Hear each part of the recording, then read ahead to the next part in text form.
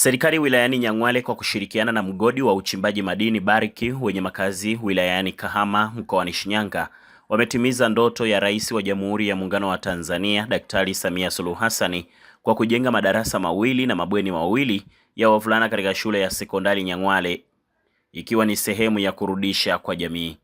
Akizungumza mara baada ya kuweka mawe ya msingi katika majengo hayo yaliyogharimu kiasi cha shilingi milioni 400, mkurugenzi wa mgodi wa uchimbaji madini Barrick Dr. Melkioli Ngido amesema ujenzi huo wa miundombinu ulianza toka mwaka 2023 ikiwa ni sehemu ya kutimiza ndoto ya rais katika kuchangia sekta ya elimu hasa katika upande wa miundombinu.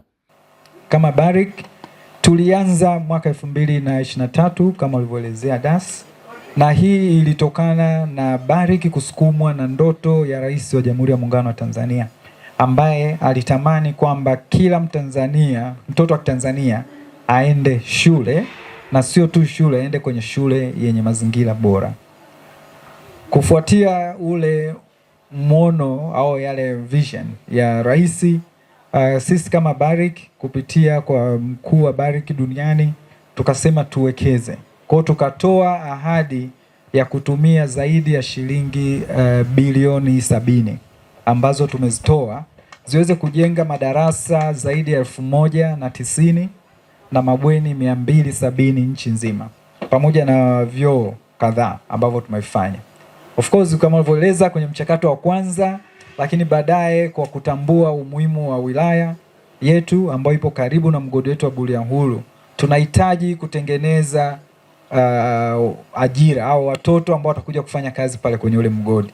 Kwa hiyo kutokana na ile tuliamua kabisa kwa dhati kusupport vision ya rais na tukaanza kuwekeza, na kweli tulipopata ombi tukasema tusiache Nyang'hwale nyuma, tukatenga shilingi milioni 400 ambazo zije kwenye hii shule hapa.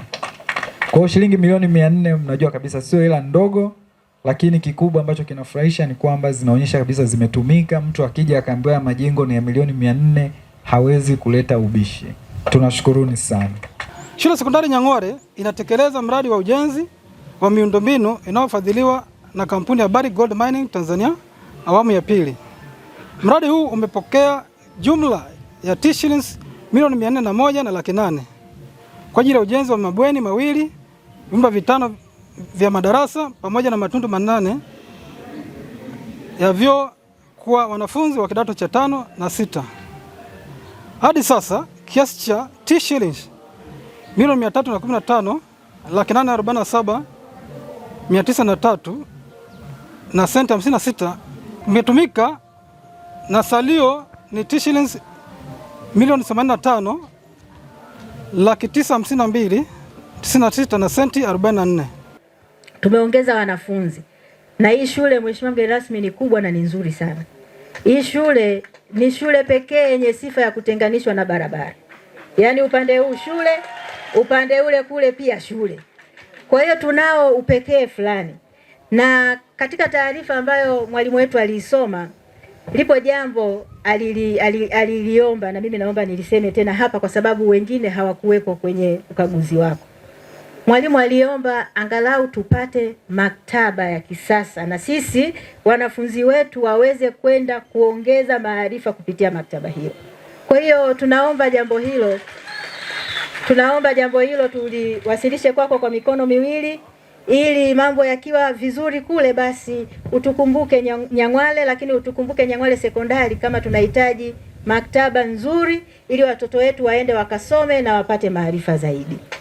Sasa sisi kama viongozi wa wilaya tunafahamu nyinyi mmebobea kwenye uchimbaji, watu wa Barrick.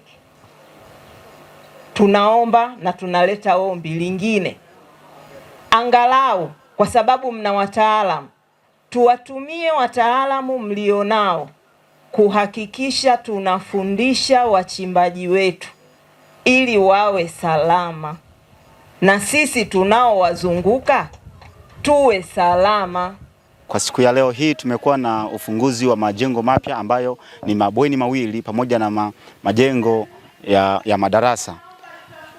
Ujenzi wa majengo ya madarasa haya tunapata faida kama sisi wanafunzi kuweza kufaulu vizuri mtihani. Kwa mfano, tumekuwa na wimbi ambalo lilikuwa linatusumbua shuleni kwetu, ambao wanafunzi walikuwa wanajaa darasani kiasi kwamba inakosa nafasi ya kujifunza vizuri, wengine wanakaa chini. Lakini uwepo wa majengo haya mapya yanasaidia wanafunzi kuweza kukaa vizuri darasani na kujisomea wakati wote.